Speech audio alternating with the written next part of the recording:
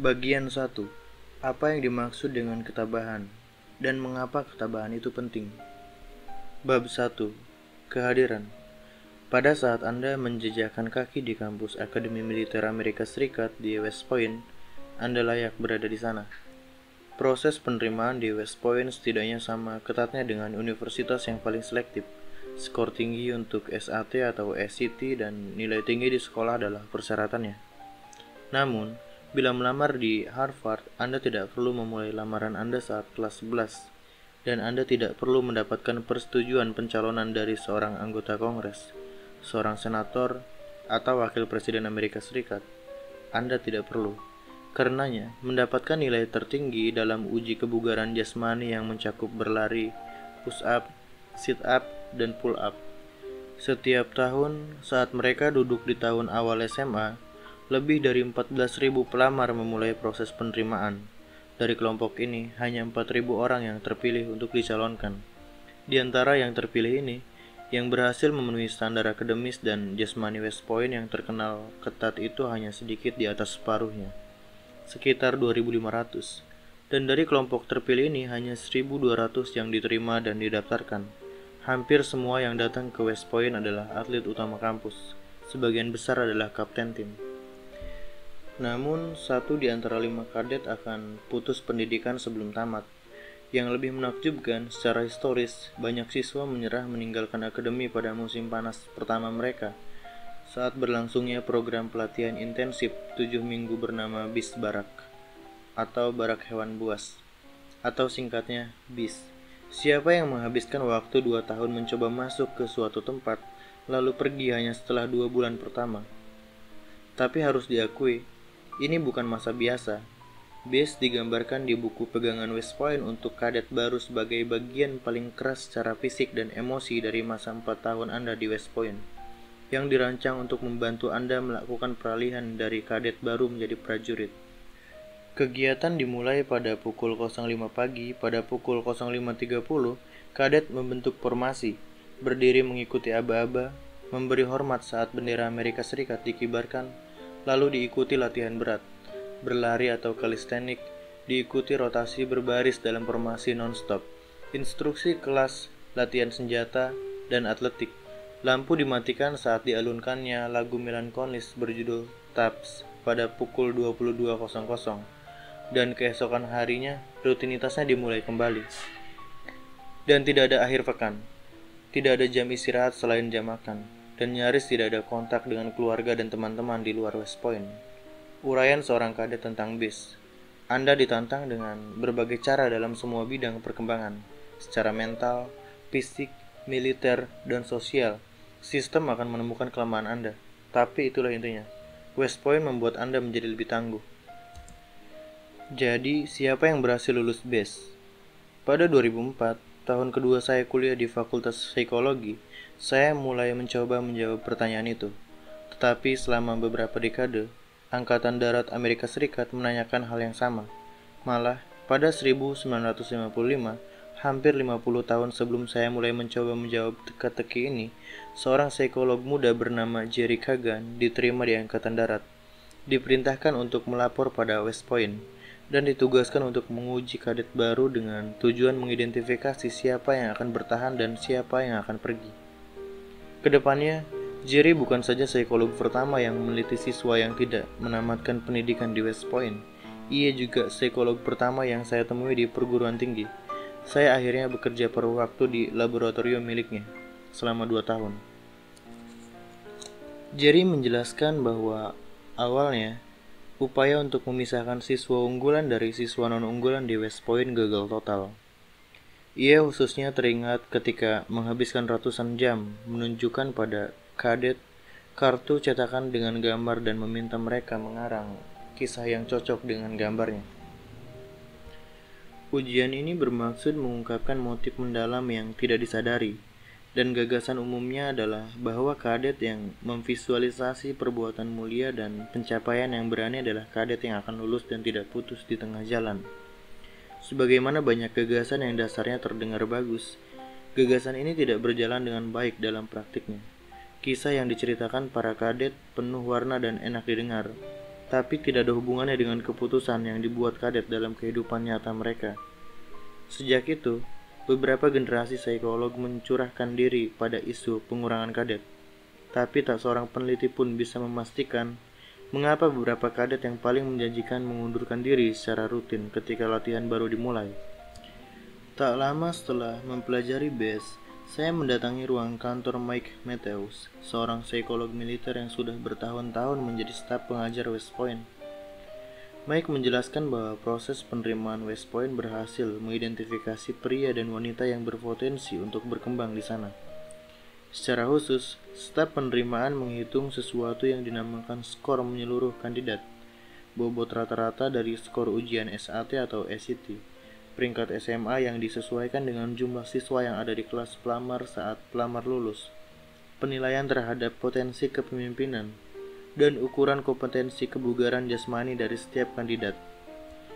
Skor menyeluruh kandidat adalah alat ukur terbaik West Point untuk memperkirakan seberapa besar bakat yang dimiliki pelamar untuk menghadapi beragam ujian keras dalam program 4 tahun ini. Dengan kata lain, alat ini dapat memperkirakan seberapa mudah kadet mampu menguasai berbagai keterampilan yang wajib dimiliki seorang pemimpin militer.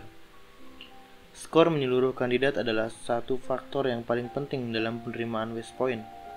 Tetapi skor ini tidak memprediksi secara tepat siapa yang mampu lulus dari BES. Faktanya kemungkinan kadet dengan skor menyeluruh kandidat tertinggi untuk mengundurkan diri sama besarnya dengan kadet yang mendapat skor terendah. Dan karena itulah, pintu Mike terbuka untuk saya. Dari pengalamannya selama bergabung dengan Angkatan Udara saat masih muda, Mike memiliki petunjuk atas teka-teki ini. Meskipun kekerasan yang ia hadapi saat diterima tidak seberapa dibanding dengan kekerasan di West Point. Ada kemiripan yang mencolok. Yang paling penting adalah tantangan yang melampaui keterampilan saat ini. Untuk pertama kali dalam hidup mereka, setiap jam, Mike dan anggota baru lainnya diminta melakukan hal-hal yang belum bisa mereka lakukan. Setelah 2 minggu, ujar Mike, saya lelah, kesepian, frustasi, dan siap untuk mengundurkan diri. Begitu pula semua teman kelas saya. Yang terbesit dalam pikiran Mike adalah kemampuan menghadapi tantangan sulit tidak ada hubungannya dengan bakat. Para kadet yang mengundurkan diri melakukannya bukan karena kemampuan mereka kurang.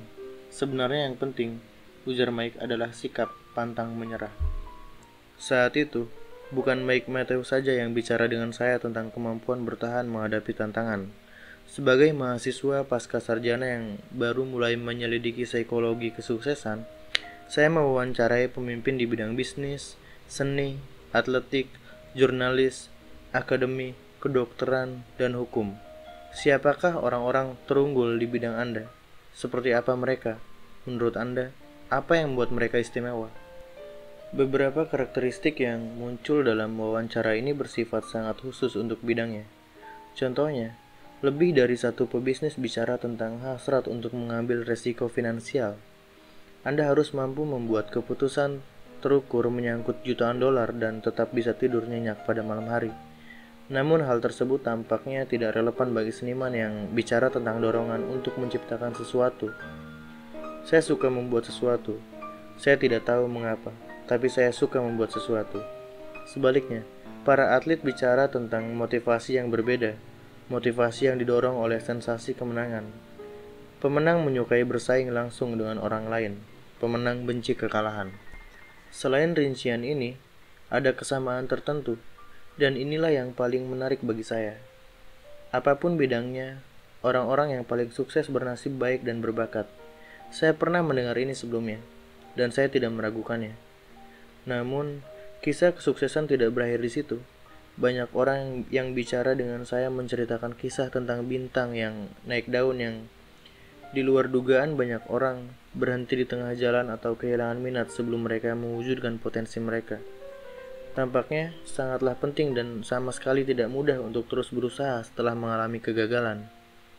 Beberapa orang menjadi hebat saat segala sesuatu berjalan dengan baik, tapi ambruk saat segala sesuatu tidak berjalan dengan baik. Orang-orang berprestasi tinggi yang digambarkan dalam wawancara ini benar-benar kukuh bertahan. Orang yang satu ini, awalnya, bukan penulis terbaik.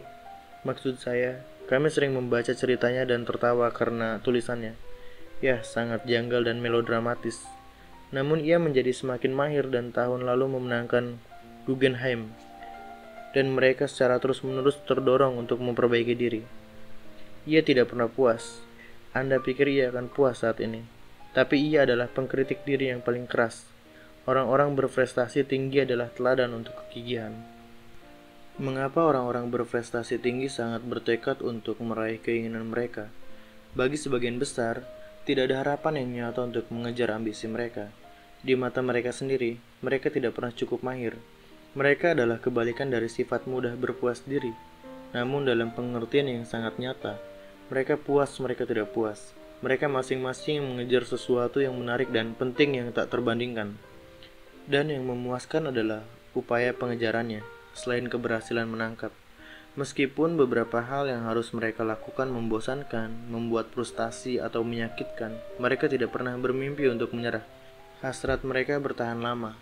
Singkat kata, apapun bidangnya, orang-orang yang sangat sukses memiliki semacam tekad kuat yang terwujud dengan dua cara. Pertama, para panutan ini luar biasa tegar dan bekerja keras.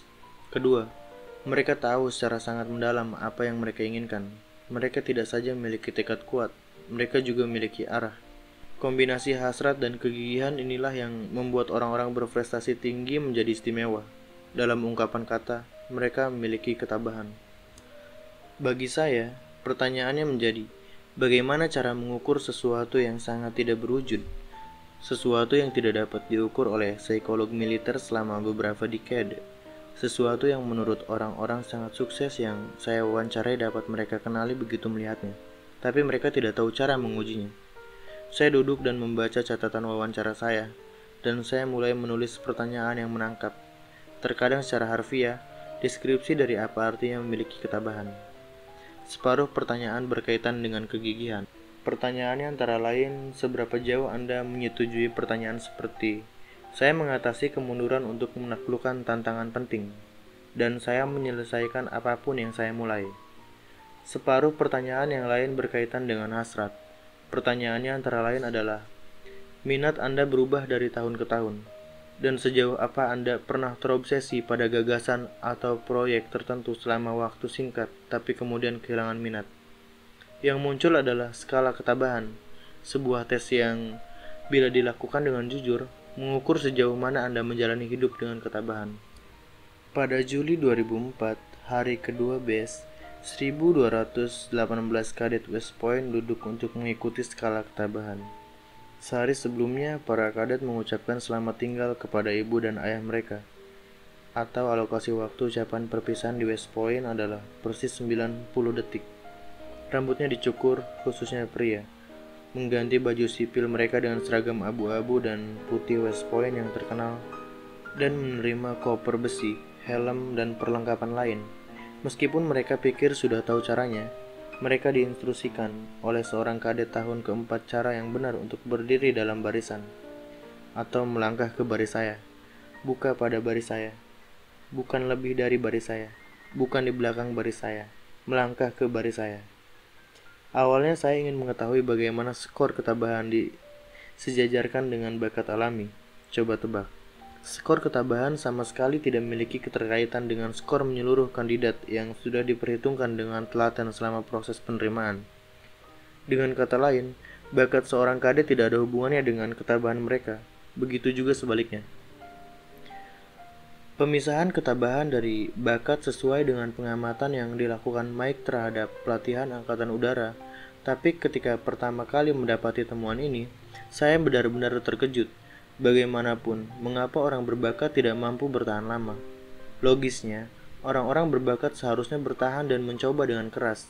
Karena bila mereka mencoba dengan keras, mereka akan berprestasi sangat baik. Di West Point, contohnya di antara kadet yang akhirnya berhasil lulus BES, skor menyeluruh kandidat adalah alat prediksi yang hebat dari setiap metrik yang dipantau West Point. Skor ini tidak saja memprediksi nilai akademis, tapi juga nilai kebugaran jasmani dan militer. Jadi, sebenarnya mengherankan bahwa bakat bukanlah jaminan ketabahan. Di buku ini, kita akan menyelidiki apa alasannya. Pada hari terakhir BES, 71 kadet mengundurkan diri. Ketabahan ternyata merupakan alat memprediksi yang sangat bisa diandalkan untuk mengetahui siapa yang lulus dan siapa yang tidak.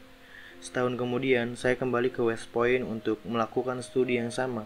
Kali ini ada 62 kadet yang mengundurkan diri dari base. Dan sekali lagi, ketabahan memprediksi siapa yang bertahan. Sebaliknya, kadet yang bertahan dan yang pergi memiliki skor menyeluruh kandidat yang tidak berbeda. Saya melihat dengan lebih teliti komponen individu yang menghasilkan skornya. Sekali lagi, tidak ada perbedaan. Jadi, apa yang diperlukan untuk bisa lulus BES? Bukan skor SAT Anda, bukan peringkat Anda saat SMA, bukan pengalaman kepemimpinan Anda, bukan kemampuan atletis Anda, bukan skor menyeluruh kandidat Anda. Yang diperlukan adalah ketabahan. Apakah ketabahan penting di luar West Point? Untuk mengetahuinya, saya mencari situasi lain yang sangat menantang sehingga membuat banyak orang mundur. Saya ingin tahu apakah hanya kerasnya BES yang menuntut ketabahan, atau apakah umumnya ketabahan membantu orang bertahan pada komitmen mereka. Arena selanjutnya tempat saya menguji kekuatan ketabahan adalah di bidang penjualan, sebuah profesi di mana penolakan setiap hari, bila bukan setiap jam adalah sesuatu yang lumrah. Saya minta ratusan pria dan wanita yang bekerja di perusahaan penginapan yang sama untuk menjawab kuesioner kepribadian, termasuk skala ketabahan. 6 bulan kemudian, saya mengunjungi kembali perusahaan tersebut. Saat 55% tenaga penjualan sudah pergi, ketabahan memprediksi siapa yang bertahan dan siapa yang pergi. Selain itu, tidak ada ciri kepribadian lain yang secara umum terukur, termasuk sifat ekstrovert, stabilisasi emosi, ketelitian yang sama efektifnya dengan ketabahan dalam memprediksi berapa lama seseorang akan bertahan dalam pekerjaannya. Pada waktu yang sama, saya ditelepon oleh Chicago Public School seperti para psikolog di West Point. Para peneliti di sana bersemangat untuk mempelajari lebih banyak hal tentang siswa yang berhasil memperoleh diploma sekolah tinggi. Pada musim semi itu, ribuan siswa junior sekolah tinggi menyelesaikan skala ketabahan yang disingkat, beserta banyak kuesioner lain. Lebih dari 1 tahun kemudian, 12% dari para siswa itu gagal lulus. Siswa yang lulus pada waktunya memiliki ketabahan lebih. Dan ketabahan adalah alat prediksi yang lebih ampuh dalam memprediksi kelulusan dibandingkan seberapa besar mereka peduli pada sekolah, seberapa teliti mereka dengan studi mereka, dan bahkan seberapa besar mereka merasa aman di sekolah. Begitu pula dengan 2 sampel besar Amerika. Saya menemukan bahwa orang dewasa yang lebih tabah lebih besar kemungkinannya untuk menempuh jenjang pendidikan formal lebih tinggi. Orang dewasa yang peroleh gelar MBA, PhD, MD, ZD, atau gelar magister lainnya lebih tabah daripada lulusan sarjana yang pada gilirannya lebih tabah daripada mereka yang mengakumulasi kredit perguruan tinggi, tapi tidak memiliki gelar sarjana. Menariknya, orang dewasa yang berhasil meraih gelar magister atau pendidikan 2 tahun, meraih skor yang sedikit lebih tinggi daripada sarjana atau pendidikan 4 tahun. Mulanya, hal ini membingungkan saya. Tapi kemudian saya mengetahui bahwa angka siswa putus sekolah di perguruan tinggi negeri bisa mencapai 80%. Mereka yang berhasil menamatkan sekolah adalah mereka yang sangat tabah. Pada waktu yang sama, saya menjalin kemitraan dengan pasukan khusus Angkatan Darat yang dikenal dengan nama Green Berets. Mereka adalah pasukan yang paling terlatih, yang ditugaskan dalam misi yang paling sulit dan berbahaya. Latihan untuk Green Berets adalah hal bertahap yang sangat melelahkan. Tahap yang saya pelajari dimulai setelah 9 minggu mengikuti latihan untuk pemula, 4 minggu latihan infanteri, 3 minggu latihan keterampilan di udara, dan 4 minggu kursus persiapan yang berfokus pada navigasi. Semua pengalaman latihan pendahuluan ini amat sangat sulit, dan pada setiap tahap ada beberapa yang gagal melewatinya. Namun, kursus seleksi pasukan khusus bahkan lebih sulit. Seperti yang dikatakan jenderalnya, James Parker, ini adalah tempat kami memutuskan siapa yang masuk dan siapa yang gagal, ke tahap akhir pelatihan Green Beret. Kursus seleksi ini membuat bis barak tampak seperti liburan musim panas. Dimulai sebelum fajar, peserta berlatih dalam kecepatan maksimal hingga jam 9 malam. Selain latihan navigasi siang dan malam, mereka harus berlari dan berbaris dalam jarak 4 dan 6 mil.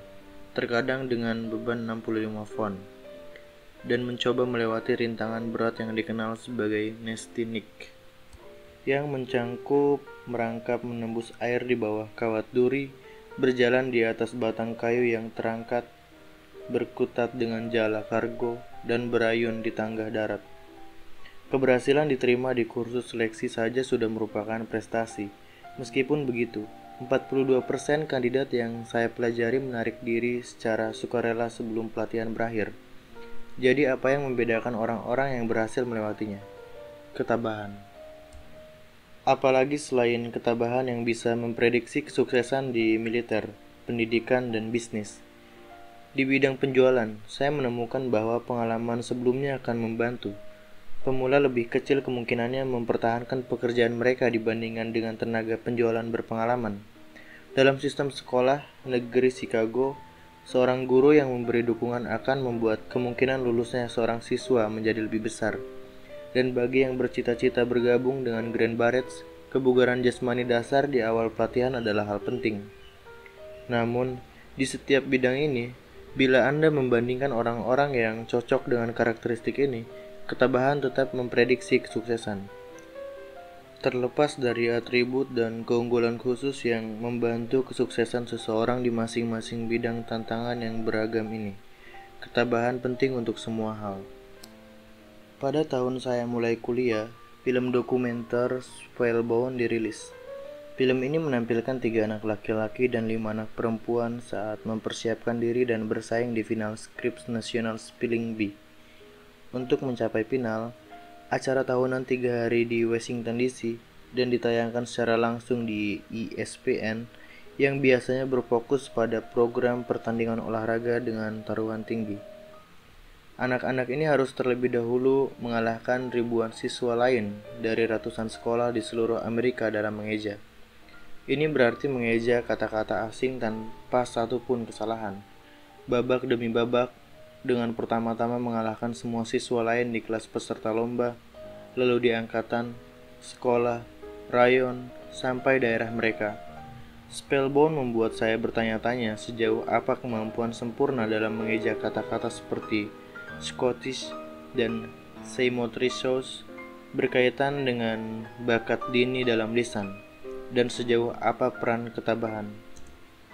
Saya menelepon Direktur Eksekutif B, seorang wanita dinamis dan mantan juara mengeja, bernama Faye Kimball. Kimball sama penasarannya dengan saya tentang karakteristik psikologi seseorang pemenang.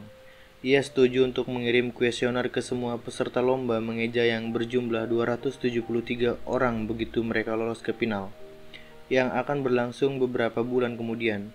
Dengan imbalan kecil berupa gift card senilai $25, sekitar 2/3 peserta lomba mengembalikan kuesioner ke laboratorium saya.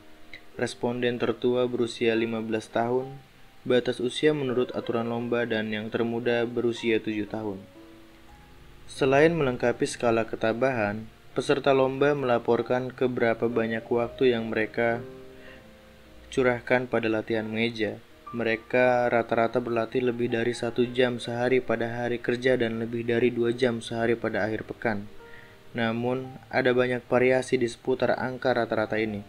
Beberapa peserta lomba nyaris tidak belajar sama sekali, dan beberapa di antara mereka belajar sehingga 9 jam pada hari Sabtu tertentu. Secara terpisah, saya menghubungi subsampel beberapa peserta lomba dan memberikan tes kecerdasan lisan. Dalam kelompok, peserta lomba menunjukkan kemampuan lisan yang sangat luar biasa, namun rentang skor cukup lebar. Beberapa anak memperoleh skor lisan setara dengan anak-anak prodigi atau anak berbakat luar biasa, sementara anak-anak lain memperoleh skor rata-rata untuk usia mereka. Ketika ESPN menayangkan babak final perlombaan ini, saya menonton seluruh acara lomba hingga ke momen akhir yang menegangkan ketika akhirnya Anurag Kashyap yang berusia 13 tahun mengeja APPOGGIATURA atau istilah musik untuk sejenis not musik dengan benar dan menjuarai perlombaan. Lalu, setelah memegang daftar peringkat final, saya menganalisis data saya. Inilah yang saya temukan. pengukuran ketabahan yang diambil beberapa bulan sebelum perlombaan akhir memprediksi seberapa baik prestasi akhir peserta lomba. Sederhananya, anak-anak yang lebih tabah berhasil melaju ke babak berikutnya. Bagaimana mereka melakukannya? Dengan belajar lebih lama dan lebih sering mengikuti lomba mengeja. Bagaimana dengan bakat? Kecerdasan lisan juga memprediksi kemampuan melaju ke babak berikutnya. Namun, tidak ada kaitannya sama sekali antara IQ lisan dan ketabahan. Selain itu, peserta lomba yang berbakat dalam lisan tidak belajar lebih lama daripada peserta yang berkemampuan kurang, dan mereka juga tidak memiliki rekam jejak lebih panjang dalam mengikuti perlombaan. Pemisahan ketabahan dari bakat muncul kembali dalam penelitian terpisah yang saya lakukan terhadap mahasiswa e-village. Di sana, skor SAT dan ketabahan bahkan berkorelasi secara terbalik. Para mahasiswa dalam sampel pilihan ini yang memiliki skor SAT lebih tinggi rata-rata sedikit kurang tabah dibandingkan rekan-rekan mereka. Setelah menggabungkan temuan ini dengan data lain yang saya kumpulkan, saya tiba pada sebuah wawasan fundamental yang memandu pekerjaan saya selanjutnya. Potensi kita adalah satu hal, apa yang kita lakukan dengan potensi kita adalah hal lain.